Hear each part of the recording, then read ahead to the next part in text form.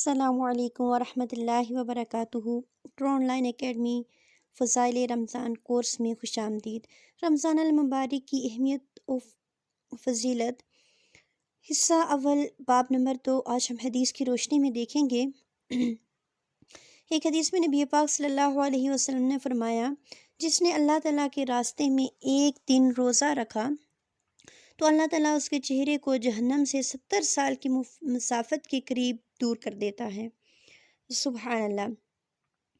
صحیح بخاری کی حدیث میں آتا ہے کہ نبی پاک صلی اللہ علیہ وسلم نے فرمایا، جنت کے 8 دروازوں میں سے ایک دروازے کا نام ریان ہے، جس سے قیامت کے دن صرف روزہ دار داخل ہوں گے، ان کے علاوہ اس دروازے سے کوئی داخل نہیں ہوگا۔ کہا جائے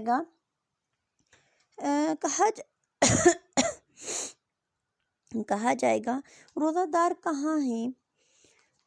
تو وہ کھڑے ہو جائیں گے اور جنت میں داخل ہوں گے، ان کے علاوہ کوئی اس دروازے سے داخل نہیں ہوگا۔ جب وہ داخل ہو جائیں گے تو وہ دروازہ بند کر دیا جائے گا اور کوئی اس سے داخل نہیں ہوگا۔ سبحان اللہ۔ اب دیکھیں یہ کون سے روزہ دار ہیں، یہ کس روزہ دار کے متعلق ایسا کہا گیا ہے جو کہ جنت کے اس دروازے سے چاہے داخل ہو؟ تو دیکھیں جیسے کہ ہم نے کل کے سبق میں بھی پڑھا کہ ہم نے روزہ کیسے رکھنا ہے، کہ کس کے لیے رکھنا ہے، ہمیں اپنے اللہ کے لیے روزہ رکھنا ہے نا۔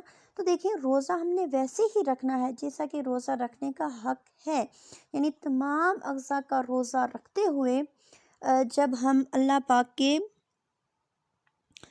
پاک کے حضور جب ہم جائیں گے، جیسے کہ اللہ پاک نے ہمیں کہا ہے ویسا رکھ کے، تو انشاءاللہ ہم جنت کے اس دروازے سے داخل ہوں گے۔ دیکھیں کہ نبی پاک صلی اللہ علیہ وسلم کی ایک حدیث ہے نا کہ یعنی جب تو روزہ رکھے تو چاہیے کہ اپنے کانوں، اپنی آنکھوں، اپنی زبان، اپنے ہاتھوں اور اپنے جسم کے تمام اعضاء کو اللہ کی ناپسندیدہ باتوں اور اس کے منع کردہ باتوں سے کیا کرو، کاموں سے باز رکھے۔ پھر دیکھیں کہ ہمیں کیا کرنا چاہیے۔ اب دیکھیں کچھ روزہ دار ایسے ہیں نا، ایک اور حدیث میں آتا ہے کہ بہت سے روزہ دار ایسے ہوتے ہیں کہ جن کے پلے روزے سے بھوک اور پیاس کے سوا مرنے کے کچھ حاصل نہیں ہے۔ استغفر اللہ۔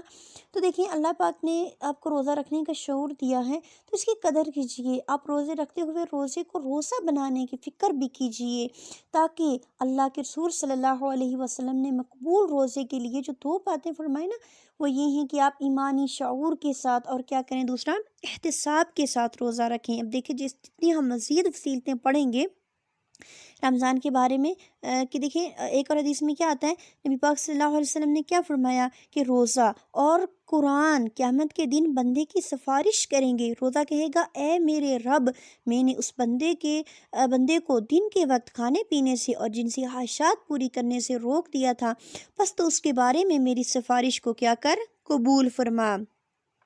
قرآن کہے گا، میں نے تو اس کو رات کے وقت سونے سے روک دیا تھا، پس تو اس کے بارے میں سفارش قبول فرما۔ چنانچہ ان دونوں کی سفارش قبول کی جائے گی۔ سبحان اللہ۔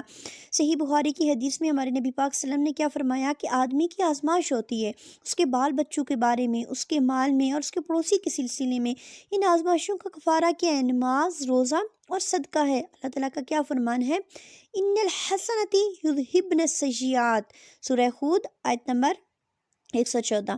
نیکیاں برائیوں کو کیا کر دیتی ہیں؟ دور کر دیتی ہیں۔ تو اس حدیث و آیت سے معلوم ہوا ہے کہ ایک مسلمان کو نماز، روزہ اور صدقہ و خیرات اور دیگر نیکیوں کا اہتمام کرتے رہنا چاہیے، تاکہ یہ نیکیاں کیا ہوں، اس کو کوتاہیوں اور گناہوں کا کفارہ بنتی رہیں۔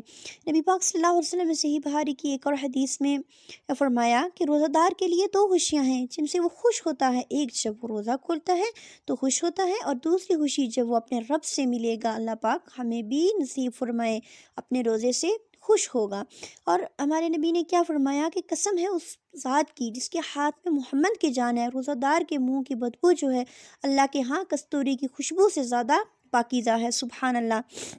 اللہ تعالیٰ کا کیا فرمان ہے کہ روزہ میرے لیے ہے اور میں کیا کروں گا، میں ہی اس کی جزا دوں گا، یعنی دیگر نیکیوں کے لیے۔ دیکھیں اللہ پاک نے کیا فرمایا، اللہ پاک کا ضابطہ کچھ اور ہے کہ نیکی جو ہے نا تو کم سے کم 10 گنا سے زیادہ 700 گنا تک ملے گا اس کا اجر۔ لیکن روزے کو اللہ تعالیٰ نے اس ضابطے اور کلیے سے مستثنی فرما دیا، اور یہ فرمایا کہ قیامت والے دن اس کی وہ ایسی خصوصی جزا عطا فرمائے گا جس کا علم صرف اسی کو ہے، وہ عام ضابطوں سے ہٹ کر خصوصی نوعیت کی ہوگی۔ سبحان اللہ، اللہ پاک ہمیں نصیب فرمائے۔ اور رمضان المبارک کے آخری 10 دنوں میں اعتکاف بیٹھنا وہ بھی مسنون ہے کہ حضرت عبداللہ بن عمر رضی اللہ تعالیٰ عنہ سے مروی ہے کہ نبی پاک صلی اللہ علیہ وسلم نے فرمایا کہ روزے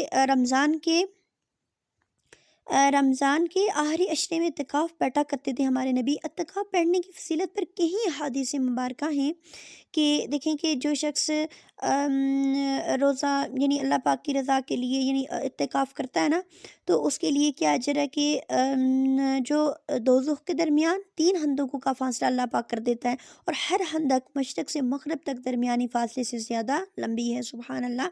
اور نبی پاک صلی اللہ علیہ وسلم نے کیا فرمایا کہ جس شخص نے رمضان المبارک میں 10 دن کا اعتکاف کیا، اس کا ثواب 2 حج اور 2 عمرے کے برابر ہے۔ سبحان اللہ، سبحان اللہ۔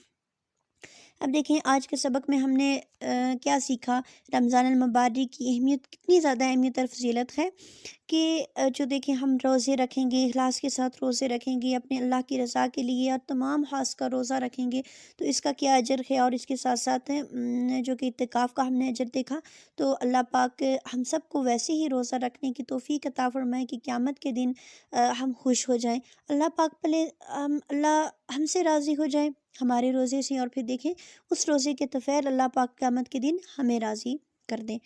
آمین آمین یا رب العالمین۔